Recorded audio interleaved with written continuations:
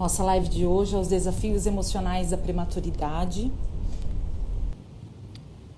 Foi? Ai, meu Deus do céu, pensei que íamos passar a noite inteira acenando uma para Eu não, outra.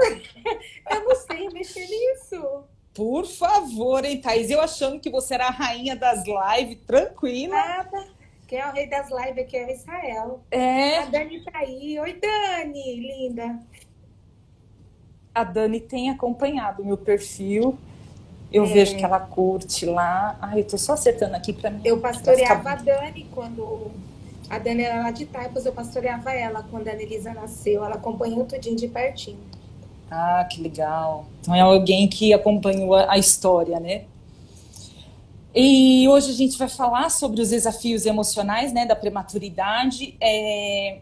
Eu só conheci quem passa, o que vive uma mãe com, né, que passa pela prematuridade mesmo com a Thaís. Para quem não sabe, a Thaís é minha irmã caçula. Então, nessa história tem muita fralda suja, tem muita ida na escolinha para pegar, tem os Muitos traumas esquecimentos na escola. tem os traumas que ela deixou em minha vida, que até hoje, quando eu vou brigar com a minha filha Ana Júlia, às vezes eu falo, Thaís, para ver que o negócio foi profundamente no inconsciente. Tá lá. E deixa eu acenar aqui para mais pessoal. A Luana, é a Luana, né? É, a Luana é aqui da Ela Praia entrou. Grande. Isto.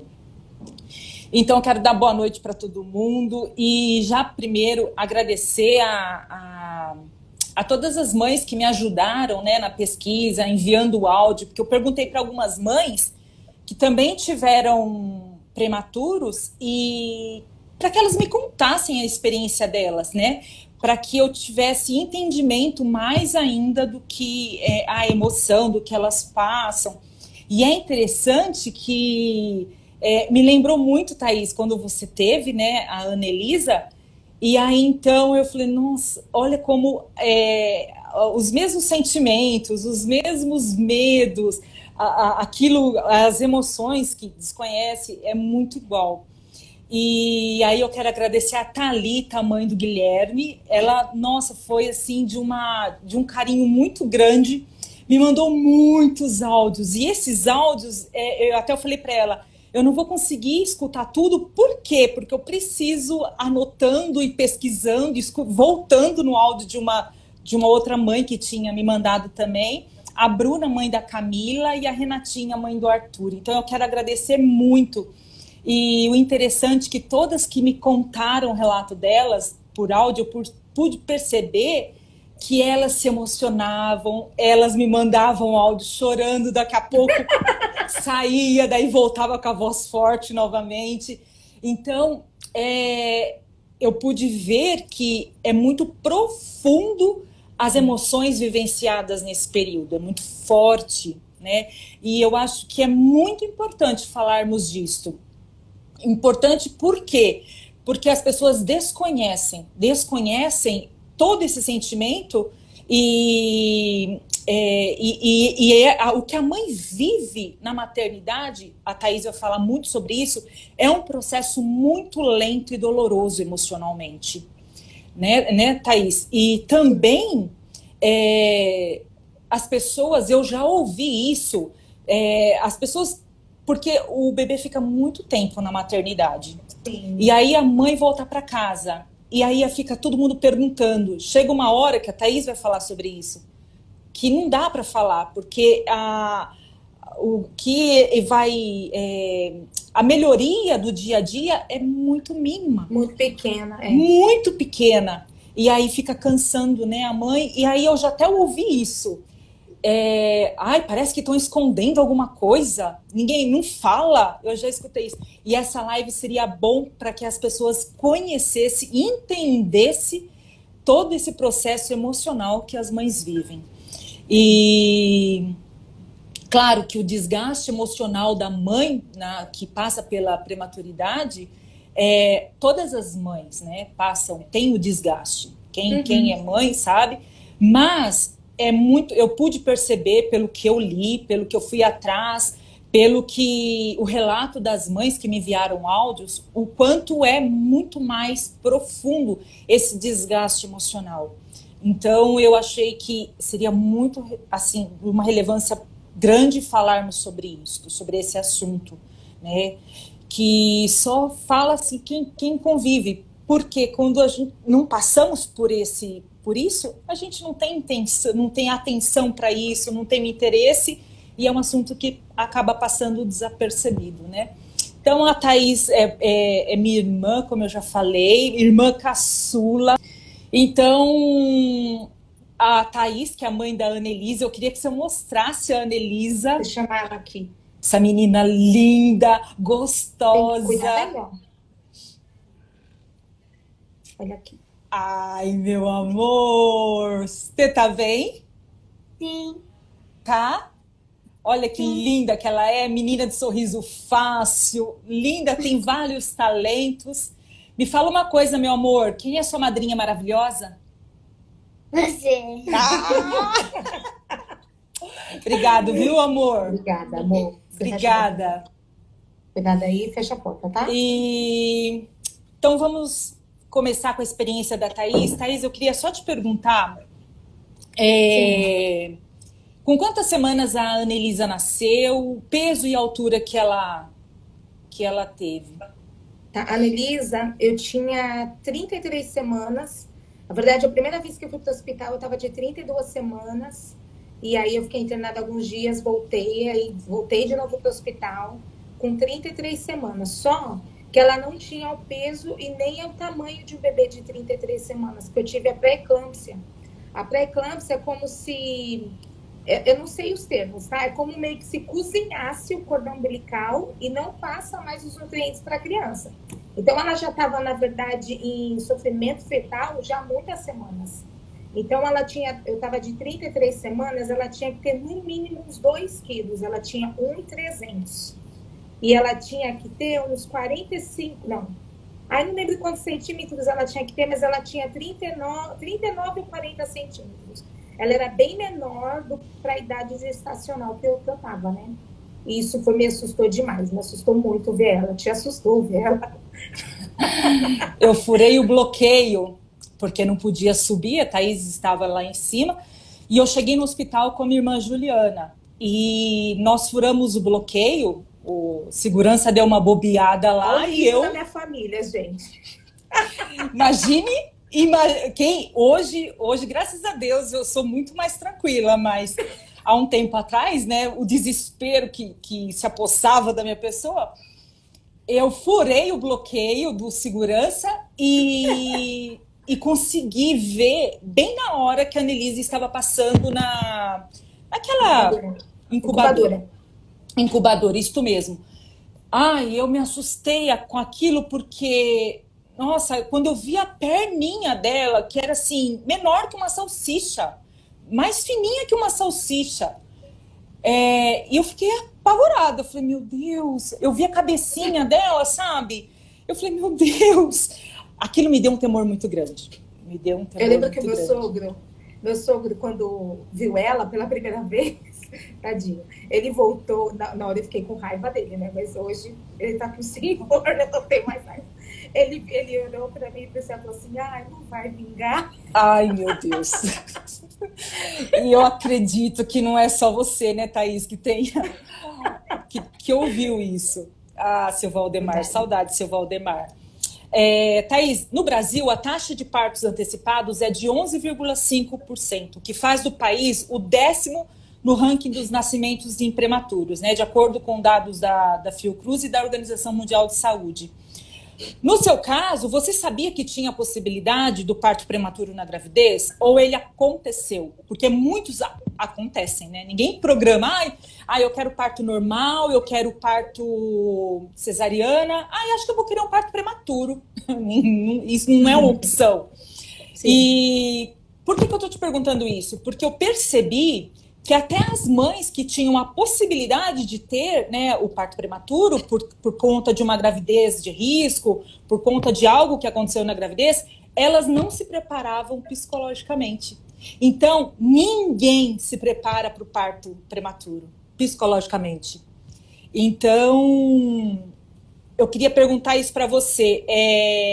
No seu caso, tinha a possibilidade de Não, você... não, eu tive ela com 7 meses, até eu saber que a minha pressão estava alta, estava tudo bem na minha gestação. Eu estava muito inchada, eu tinha engordado muito, e meu médico brigando comigo, falando que eu estava comendo muito, e eu não estava. Na verdade, eu já estava inchada, porque a pré-eclâmpsia, ela retém líquido. E foi muito um susto. Mas, na verdade, eu acho que mesmo quando a mãe sabe desde o início da possibilidade de ter um prematuro, é uma coisa que não dá para você se preparar psicologicamente, porque é imprevisível o parto, é imprevisível a UTI. Eu não sei se eu posso ir falando. Fala e a gente vai linkando e eu vou acertando as perguntas. Tudo muito imprevisível. Tinha dia que nós ficávamos na UTI das 8 da manhã até umas 10 da noite, né? Depois, à noite, a gente ia para casa. Tinha dia que a gente saía e a gente vai meio que formando que uma família lá, sabe? Um sabe da dor do outro, uns compadecem da dor do outro. Então, a gente conhece meio que todos os bebês que estão lá. E tinha dia que a gente ia embora, tinha um bebê que estava super bem, estava evoluindo super bem. No outro dia a gente chegava, o bebê tinha falecido no meio da madrugada. É imprevisível a prematuridade. Tem bebê, que nem a Melissa, nunca teve uma intercorrência, mas tem bebê que está super bem e de repente ele fica muito ruim. E isso que é difícil, porque eu sabia que a qualquer momento o telefone ia tocar, qualquer dia que eu fosse chegar, eu ia deixar a Melissa bem. Podia acontecer de eu chegar lá no outro dia de manhã, eles, olha, mãe, aconteceu essa intercorrência. Então, eu acho que mesmo que alguém se prepare psicologicamente para isso, porque assim, quando o bebezinho nasce, né, e dá tudo certo, a gente meio que já sabe o que vai acontecer, né? Vai ficar dias sem dormir, o bebezinho vai ter cólica, o bebezinho vai chorar, meio que a gente já sabe o que vai acontecer. Por mais que se uma mãe tem uma gravidez de risco e sabe da possibilidade do parto prematuro, mesmo assim, eu acho que é algo que não dá para você se preparar. Os apitos da UTI, a correria da UTI, a gente estava lá, às vezes eu estava amamentando, vinha uma enfermeira, tirava o bebê da Elisa do meu colo, porque um bebezinho deu uma intercorrência lá. Eles não tiram o bebê da UTI, faz tudo lá. Então, é tudo muito... me veio uma palavra que não é do meu vocabulário, mas é tudo muito que punk. E eu acho que mesmo nessa hora é punk. Não há preparo que faça alguém estar preparado para isso. Eu acho que não. É interessante assim, triste porque as pessoas até não imaginam a realidade, porque a realidade é muito mais intensa, mas ninguém quer se preparar, né? Mesmo sabendo que vai passar por, né? Sabendo que a mãe do prematuro sabe que vai voltar para casa sem um nenê, né? Sim, é verdade. Na verdade, antes da Tânia Elisa, para mim, na verdade, assim, um pouquinho antes. Antes da Elisa nascer, em Taipas, nós pastoreávamos uma família. Eu não lembro exatamente quanto tempo antes da Elisa, eles tiveram uma bebezinha, Letícia é o nome dela, e ela nasceu prematura. E ela estava super bem e ela faleceu. Eu acho que foi o primeiro velório que nós fizemos de um bebezinho. Eu não fui, eu estava grávida, não lembro se eu estava grávida, eu lembro que eu preferi não ir. O Israel foi, o Israel voltou arrasado. Eu não lembro se eu estava grávida ou logo depois eu engravidei. E aí aconteceu tudo isso, me veio essa família na mente, ai meu Deus, olha o que pode acontecer e tudo mais. Então, desde a verdade dessa família que perdeu essa bebezinha, e depois que eu tive a Elisa, para mim, prematura era assim, nascia, ficava no hospital só para ganhar um pouquinho de peso e ir embora para casa. Eu não imaginava o tanto de consequência que tem o prematuro, dependendo da idade gestacional que ele nasce. Para mim, o Israel está falando, né, que a gente não estava grávida ainda não, nessa época.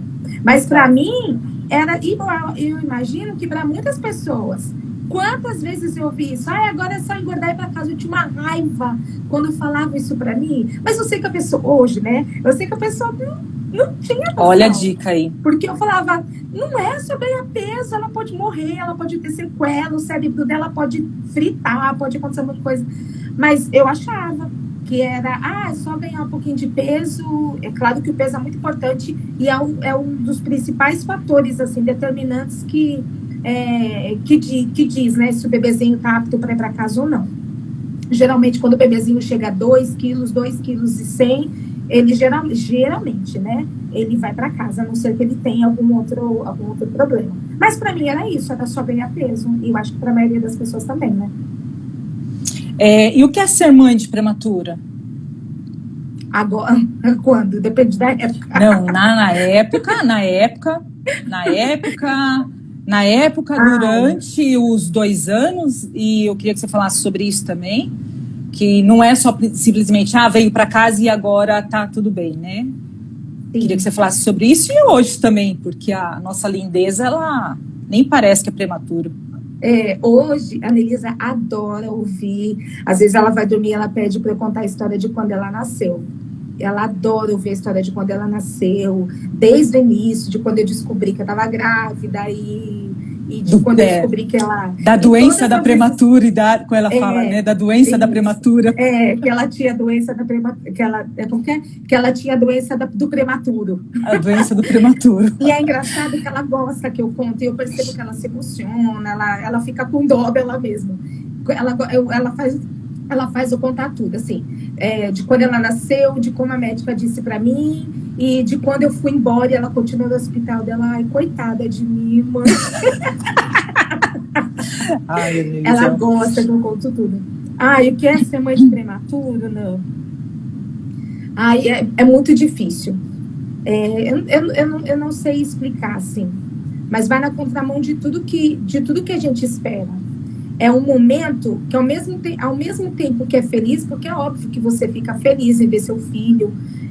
Foi gostoso demais ver a Anelisa. Graças a Deus eu tive a oportunidade de ver ela quando ela saiu da minha barriga. Antes dela nascer, a pediatra que ia receber ela na UTI, ela veio, conversou comigo e falou: olha, mãe, se tiver tudo bem com ela, se ela conseguir respirar, se ela chorar, eu vou trazer ela para você. Se eu estiver saindo muito daquilo que você fala, tá? Pode ir embora. Eu vou trazer ela para você. E aí eu lembro que... eu já vou começar a me emocionar. Não se emociona, não. Eu lembro que ele lá me cortando, ai, Deus, faz ela chorar. Porque ela falou, se ela chorar, mãe, é porque o pulmãozinho dela tá tudo ok. E eu tomei tanta injeção, uma injeção que, gente... Acho que foi a pior injeção da vida. Era uma injeção de corticoide. Corticoide. Para fortalecer o pulmão dela. Porque o pulmão é o último órgão do bebê que fica pronto. E eu tomei muita dessa injeção. Era uma injeção muito doída, paralisava a minha perna. Era horrível. O que antecedeu o parto já foi muito horrível. O que eu vivi no hospital, eu fiquei acho que uma semana e meia internada, já foi muito difícil. E aí ela falou, olha, Thaís, se ela chorar é porque ela tá bem. Se tiver tudo bem com ela, eu vou trazer ela aqui agora para você ver.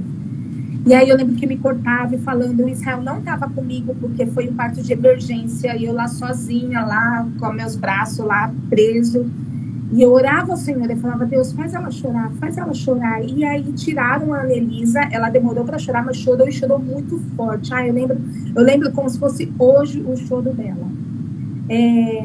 E aí, depois de um tempo, veio uma enfermeira. O Israel, agora, depois que me costuraram, acho que estava me costurando, o Israel já estava comigo. Ela não veio para você? Ela não veio para você assim que tirou, né?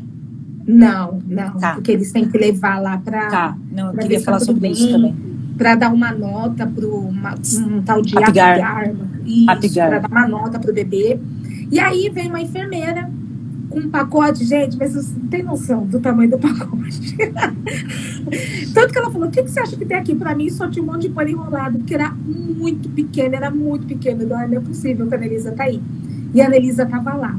Como ela estava toda empacotada, só vi o rostinho dela, era muito pequeno. Era muito, muito pequeno. Só que eu não pude pegar ela nada, nem o Israel. Ela só trouxe a gente para ver.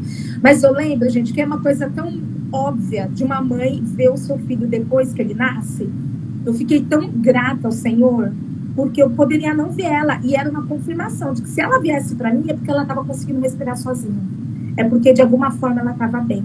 E aí, eu ficava de ouvido em tudo, né? E aí, eu ouvi eles falando, parece que tem 2 notas desse diário que eles dão. A primeira foi 9 e a segunda foi 10. E E são coisas que é óbvio, toda mãe que vai ter filho, eu acho que todo mundo fica um pouco apreensivo, né? É lindo, é maravilhoso, mas acho que todo mundo fica apreensivo. Mas o que é normal para todo mundo, é óbvio que vai, por exemplo, que vai trazer o bebê para me ver, para quem a mãe é prematuro não é.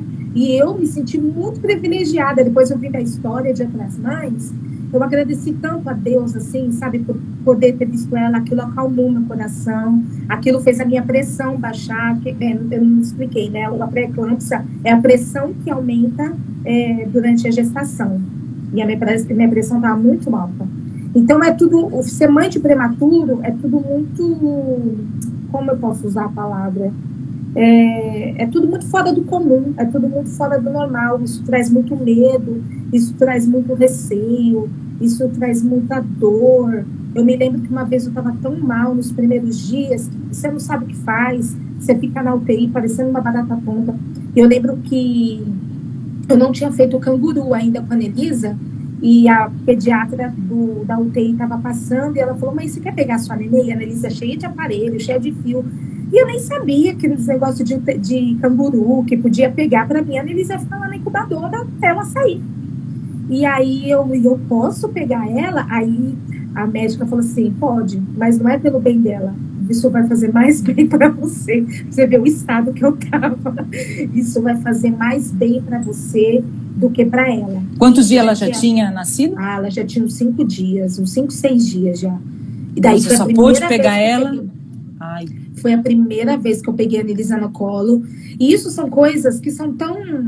Eu não sei se eu posso falar isso, mas é tão banal, sabe? Aí pegar um filho no colo. Mas a sensação de uma mãe de prematura é que isso foi arrancado. Essa sensação que eu tinha foi arrancado. Exatamente essa palavra que as outras mães me falaram. Tanto a Thalita e as outras mães me falaram também. A sensação é de que o filho é arrancado, né? Exato. E quando eu escutei esse áudio da Thalita, eu parei para pensar, quando eu tive a Ana Júlia, de tempo normal, ela nasceu de 38 semanas, eu estava vomitando e eu não pude subir para o quarto e ter a Ana Júlia logo. Então, até que eu melhorasse. E aí eu fiquei indignada por algumas horas, mas por que ela não sobe? Ai, fica aqui, tudo bem, mas deixa ela aqui por algumas horas, né? E imagine uma mãe que, assim, não consegue nem pegar por 5 dias. Não, é muito diferente mesmo, né? E fora que, assim, eu já vi a Anelisa doente muitas vezes depois que ela nasceu. A Anelisa já teve... Quando dá febre, dá muita febre, que dá... Quando a febre aumenta muito, tá muito alta, dá... Me ajuda aí, Israel. Israel tá ali. Convulsão. Tá aqui na convulsão. Convulsão. Ela já teve convulsão, assim, coisas assim, mais assustadoras. Então, eu já vi quando ela teve convulsão, Só que eu já era mãe. Ela tinha uns 3 anos. Eu já meio que sabia o que fazer, eu já conhecia ela. Eu não sei se toda mãe sente o que eu senti.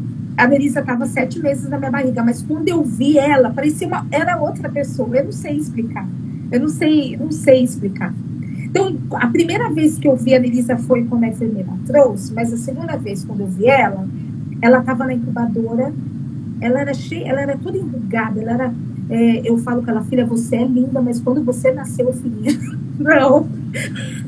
Ela era feia demais, ela era toda enrugada, ela não tinha cabelo, ela era... Quando eu vi ela, e além de tudo, ela era cheia de aparelho, era cheia... Só que foi a primeira vez que eu vi. Era horrível, porque assim, como eu falei, depois que ela cresceu, eu já vi ela doente algumas vezes, mas eu já era mãe dela há muito tempo, eu já conhecia ela, eu já sabia o que fazer. Naquele momento, não. E aí, veio uma sensação de impotência e de inutilidade e uma sensação de, assim, de culpa. Eu não sei se toda mãe passa por isso. Assim, a próxima pergunta que eu ia falar para você. Fazer para você. Não, é isso mesmo. Tá linkando. E aí veio uma sensação de culpa, porque eu não sabia o que fazer, eu não podia amamentar, eu não podia fazer nada, e uma sensação de culpa assim, minha filha tá aí, porque eu não consegui segurar ela dentro de mim. Gente, essa é a pior sensação. Exatamente assim, a frase que todas as mães usaram. E é muito ruim. É muito ruim, muito, muito, muito, muito.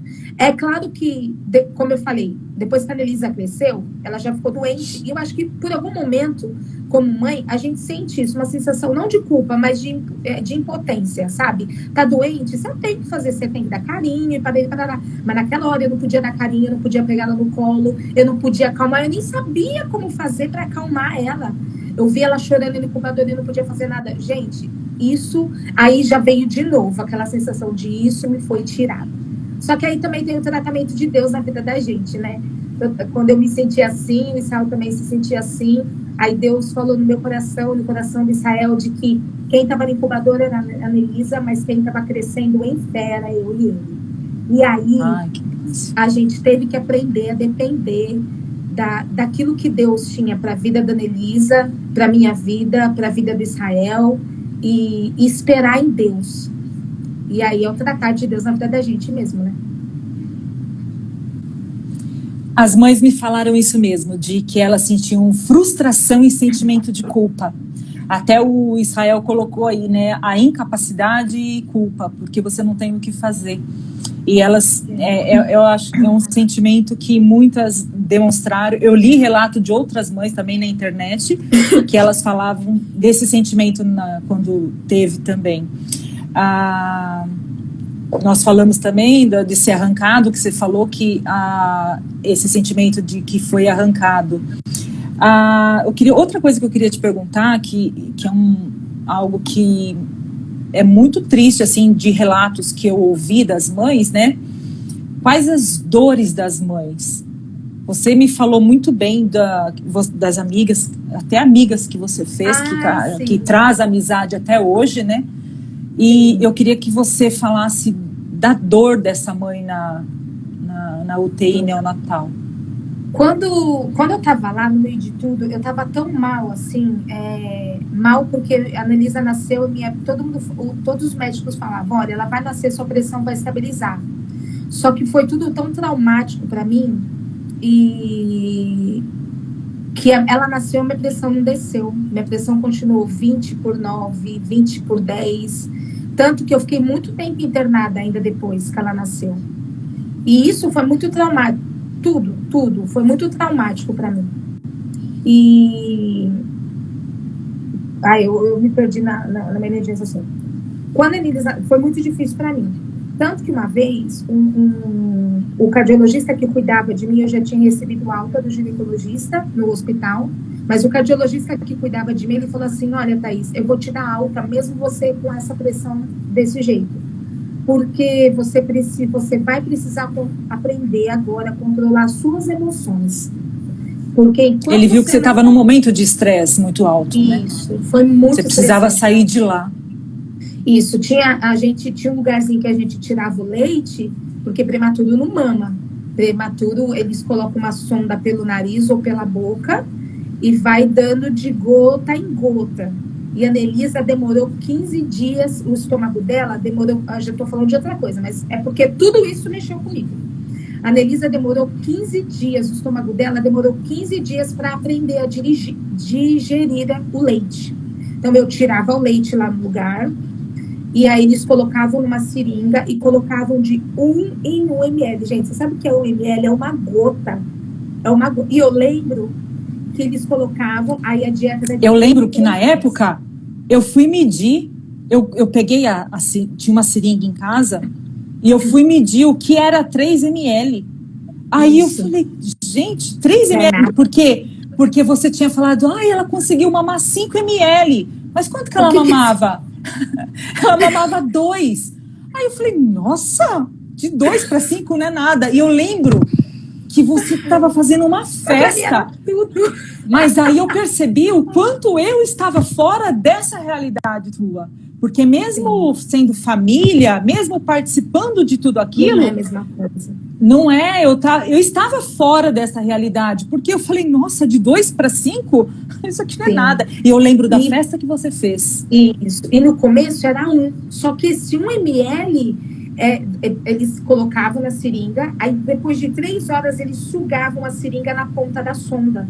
Se eu voltasse sem falhar nada, o leite queria dizer que o estômago dela não tinha aprendido a digerir. A digerir. Só que nisso tudo, o estômago dela não digeria a comida, só que ela sentia fome. Então ela chorava e eu não podia fazer nada. Aí eu choro quando eu falo disso. Era horrível essa sensação. Eu acho que foi a coisa mais dolorida que eu senti. Foi quando eu vi ela chorar e eu não entendia porque ela estava chorando. Ela já estava no meu colo, no canguru, e eu falava, por que ela está chorando? Eu não conhecia ela. E a enfermeira, ela está com fome, mãe. Ai, assim, isso foi a pior coisa, eu acho, que eu vivi com ela na UTI. E eu sei que tem mães que viveram coisas muito piores, né?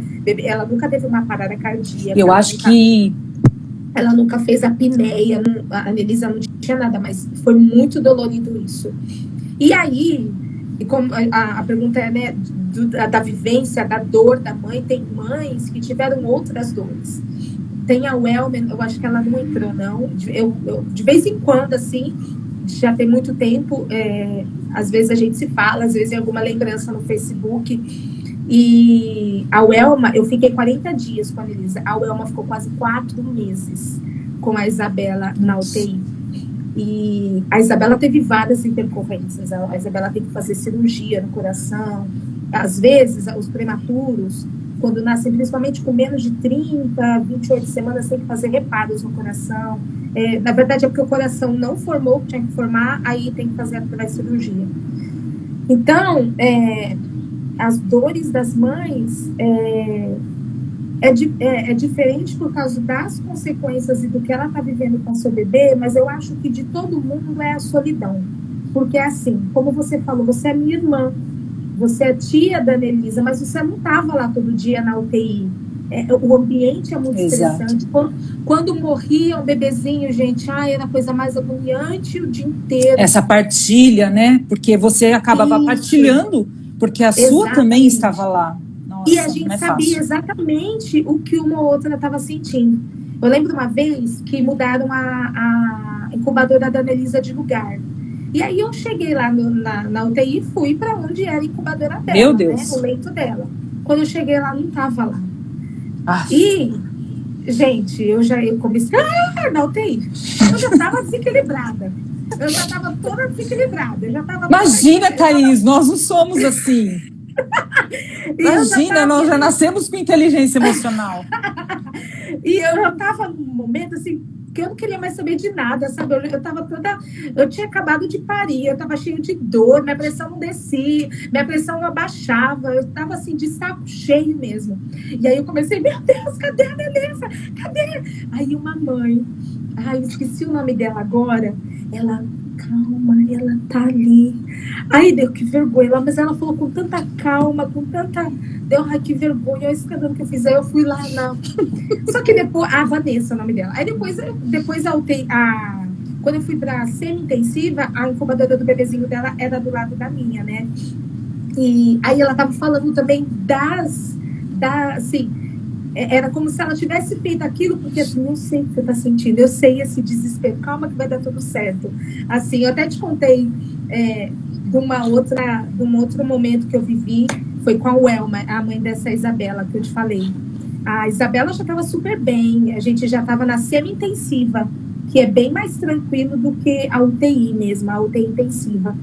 E já estava tudo bem, a Isabela já estava caminhando já para receber alta, ela já mamava, já estava de roupinha do bercinho.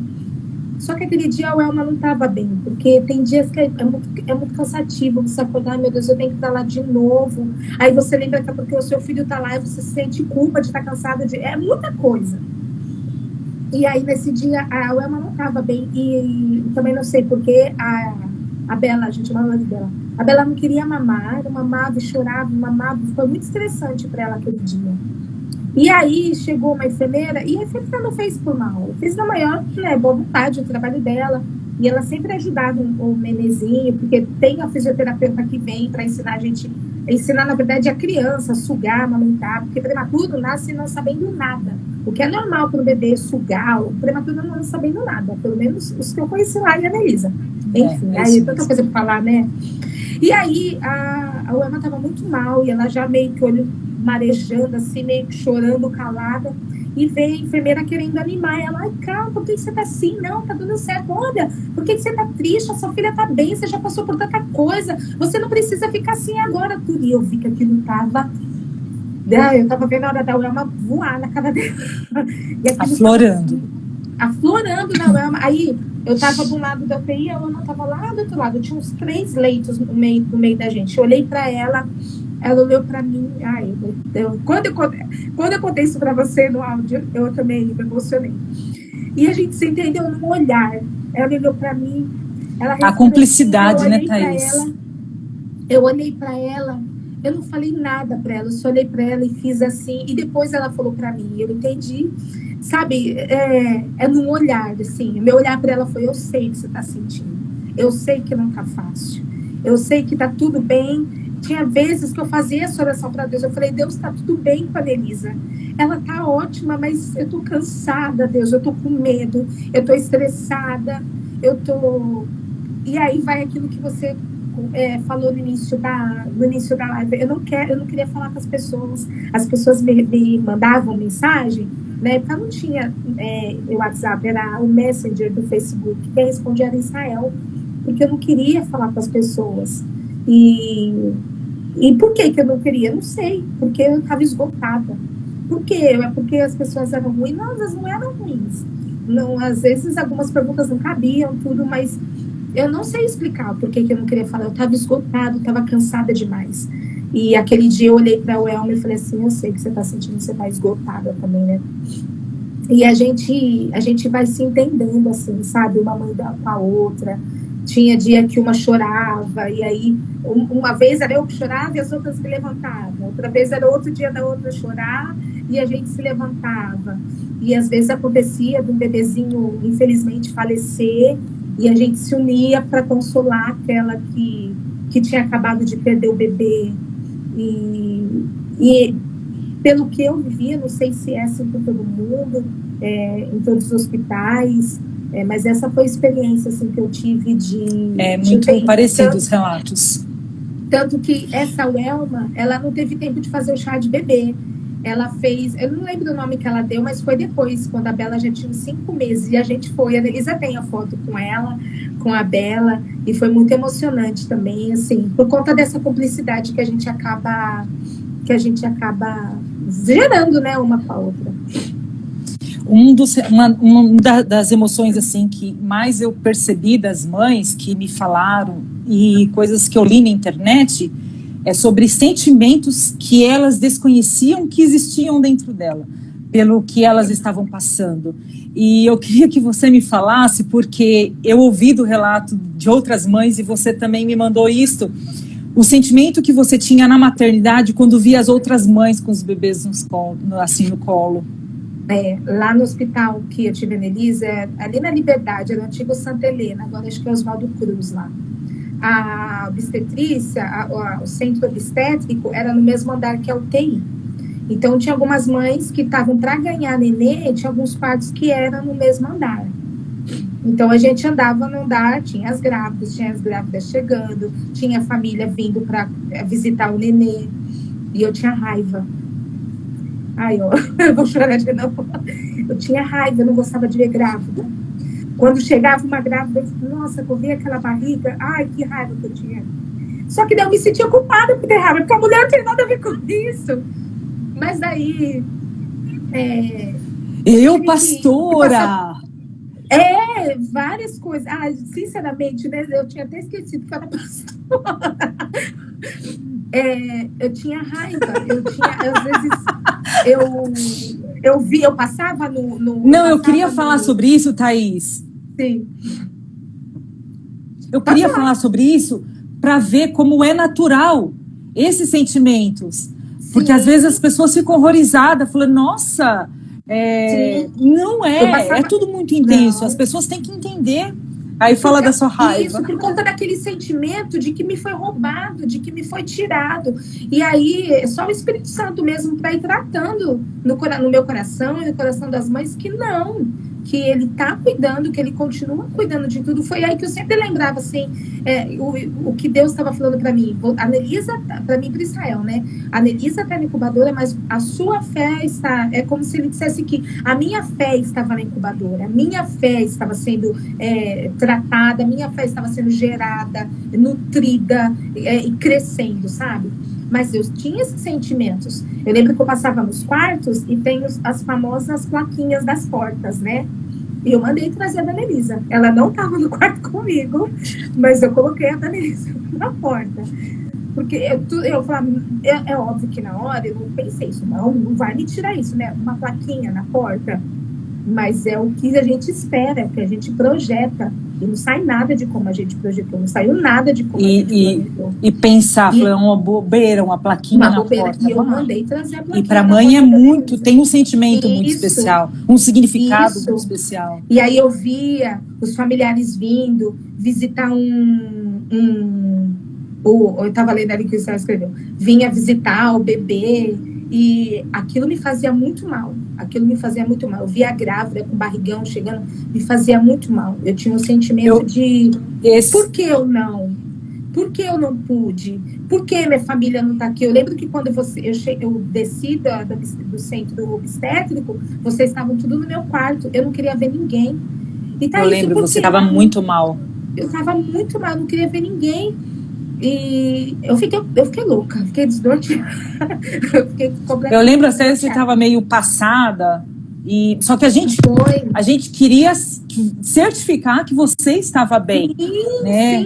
Sim. A gente queria certificar, porque sabia que, tanto que quando eu fui pro hospital, eu saí correndo do trabalho, eu fui pro hospital, e eu já pus um monte de gente para orar. Eu falei, vamos orando aí, Recebi vamos muitas mandando mensagens. aí para o céu, porque o parto foi de emergência. Sim, recebi muitas mensagens. E isso também fez muita diferença, assim. Às vezes a gente pensa assim, eu vou falar, eu tô aqui, oração, tô orando, o que é? Não é nada demais. Quando as pessoas falavam, eu tô aqui orando por vocês. Quando conheci o Annelise e falavam assim, nossa, orei tanto por ela. Era tão bom ouvir, sabe? Quantas pessoas oraram por ela. Nossa, gente, que eu nem imaginava. Falava, eu orei tanto por você, Thaís, orei tanto pela Annelise, como ela tá linda. Gente, que eu nunca imaginava, gente. E aí Deus me lembrava. Eu não falei que estava cuidando, eu não falei que era vocês que estavam crescendo. Eu creio que, como você falou no início da live também, é um processo longo. É longo demais esse processo. Do parto, do medo, né? De tudo. E é um processo mesmo, e eu acho que uma vez eu li, logo depois que ela saiu, então para mim era tudo prematuridade, eu lia tudo sobre prematuridade, tem um site que chama, hoje eles são uma ONG, né, mas na época ela era bem pequenininha, era só um blog. Muito bom. Hoje é bem grande, é uma associação de prematuridade, chama prematuridade.com. E aí eu li assim, um texto tão lindo, assim, sabe esses textos bem melosos, assim, mas na hora é o que eu precisava ouvir. Que ele falava de quando pais de prematuros são especiais, de tudo que eles passam, e é de fato. Mas é um processo para você entender tudo isso, para você organizar a sua cabeça em tudo isso, é um processo. Mas na hora do furacão é difícil. Na hora do furacão é difícil, mas quando passa, você vê o quanto que você aprendeu e a dependência de Deus, né, que foi criada. Mas assim, Deus se fez presente em todo momento, sabe? Mesmo na hora do furacão, mesmo na hora que, mesmo eu senti como a graça de Deus, ela constrange, ela é tão maravilhosa, né?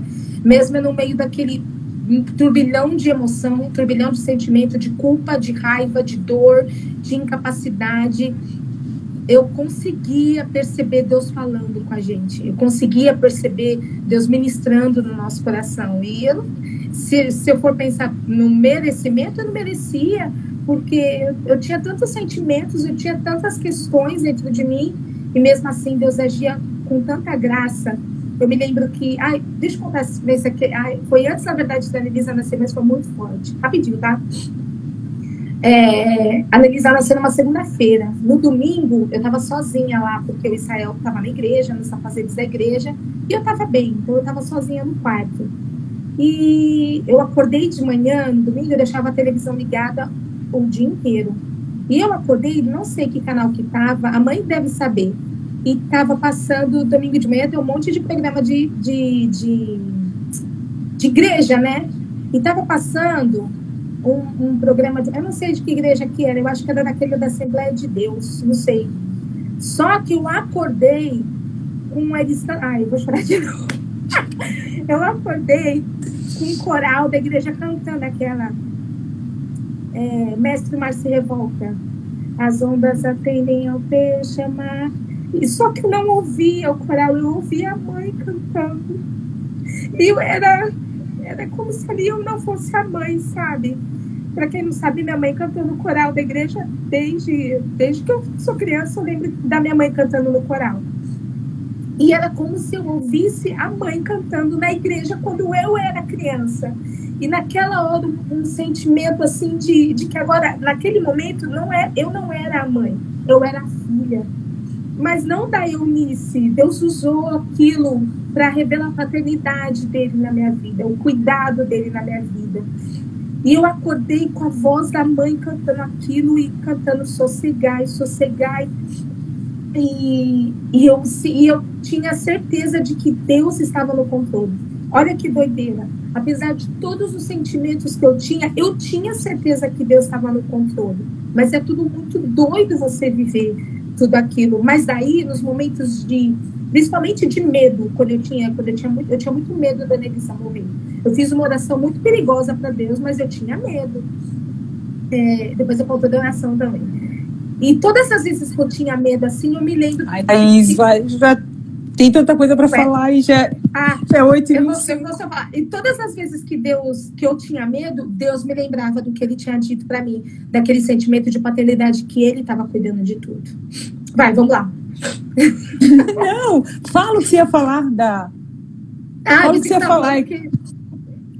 Não, é 8h24 já, 8h25 quase.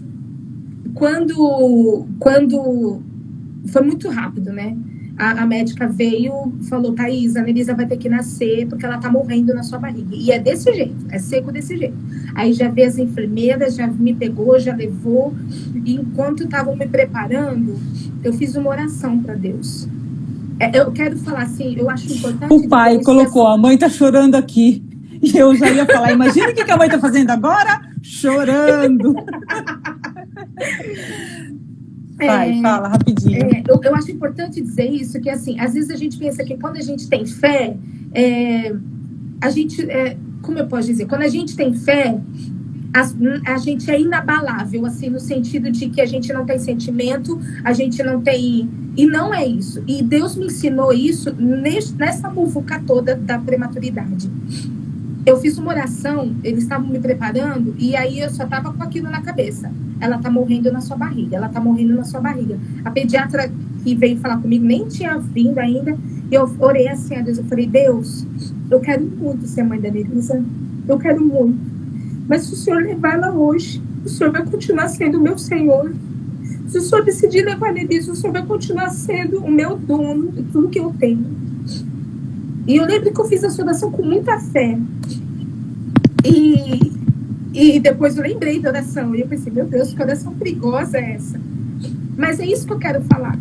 Que, o fato de nós termos fé e da gente entregar tudo para Deus não quer dizer que a gente não vai ter medo. Não quer dizer que a gente não vai passar por aflição. Não quer dizer que a gente não vai ter emoções e sentimentos. Porque às vezes os sentimentos, as emoções, elas invadem a nossa mente e o nosso coração de um jeito que a gente acha que a gente não tem fé e a gente abandona tudo. A gente abandona e daí a gente acha que eu não tenho fé, não vai ter jeito, Deus não vai fazer. E eu não sei se eu posso dizer que são coisas diferentes. Eu acho que sim, porque fé não é um sentimento, é uma decisão que nós tomamos. E eu e Israel tomamos a decisão de que nós íamos confiar em Deus. É óbvio que eu não queria que Deus levasse a Anelisa. Eu não queria que a Anelisa morresse. Mas eu tinha a convicção de que ele era Deus, que ele ia fazer o melhor. A Anelisa vivendo ou não. E todas as vezes que eu lembro disso, assim, eu acho que foi a oração mais difícil que eu fiz na minha vida. Mas eu só queria contar essa experiência para isso mesmo. Pra, às vezes alguém está me ouvindo e nem a prematuridade está passando, é uma outra situação. O fato de nós termos fé não quer dizer que a gente vai ter sentimentos, e às vezes sentimentos ruins. Mas a gente precisa lembrar da nossa decisão.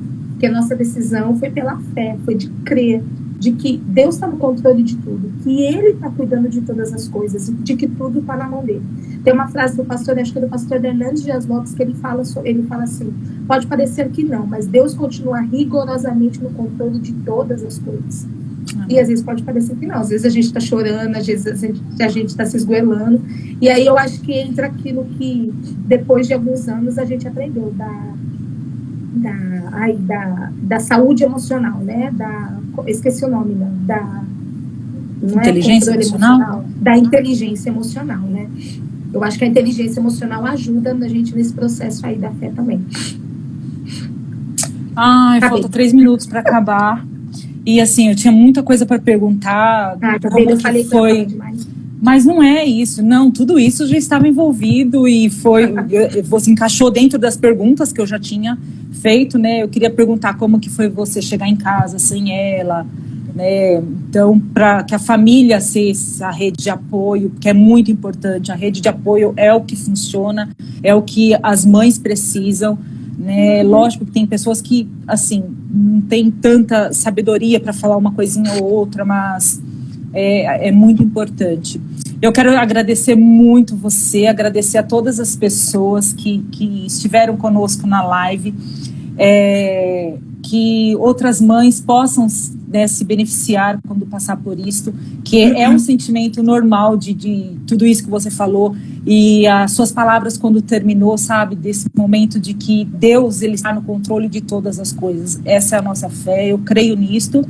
E Deus, Ele é Deus, né? E Ele deu, Ele tira, mas é dele, né? Antes da criança, nós somos de Deus, né? É muito difícil quem vive isto. É muito difícil quem vive isso. Muito. Mas isso é uma verdade absoluta. Eu creio nisto, né? Essa é a nossa fé. Então eu quero agradecer, Thaís. Obrigada por ter aceito o Daisy. Também, se não aceitasse, ia apanhar, ia... Então, quem sabe como é a nossa relação, né? Entre tapas e beijos. Não, mas... deixa eu só falar uma última coisa. Tomara que caia agora. Não vai cair. Todo esse processo da Nancy, né? Hoje a Nancy, eu até coloquei esses dias no meu Instagram, ela é o ponto de equilíbrio mesmo. Qualquer coisa, todo mundo corre pra Nancy. Mas quando eu fiquei sabendo que a Lenires veio nascer, que a médica falou aquilo pra mim, eu falei, se eu ligar pra mamãe e pro meu pai, minha mãe, eu já sei como a mãe é. Mamãe, Cecinho, eu ia chorar. Se eu ligar pra Nancy, ela vai surtar. Aí eu liguei pro Emerson. O Emerson tava trabalhando. A Nancy vai nascer. Coitada, eu nem sei se o Emerson pensou. Eu era surtada demais. Eu já cheguei lá. A minha irmã tá aqui no hospital, eu quero ver minha irmã. A minha irmã, minha sobrinha, minha irmã. Que absurdo. Graças a Deus. Ai, vai cair. Um beijo para todo mundo e muito obrigada, muito obrigado. Muitas gravidinhas entraram. A Karine entrou, a Mandinha que está grávida. Deus abençoe vocês na hora do parto. Que Deus coloque a mão mesmo em quem parto, nos médicos, no anestesista, e que Deus abençoe a todos vocês. E um grande beijo. A Landa também. Landa viveu momentos difíceis também, né, Landinha? E também entende muito bem como é que foi todo esse processo aí, mas Deus abençoe todos vocês. E um grande beijo. Amém. Eu só queria despedir para não cortar a gente assim, cortou e a gente fica falando sozinho, tá? Obrigada, viu? Um beijo para vocês. Tchau, gente. Beijos.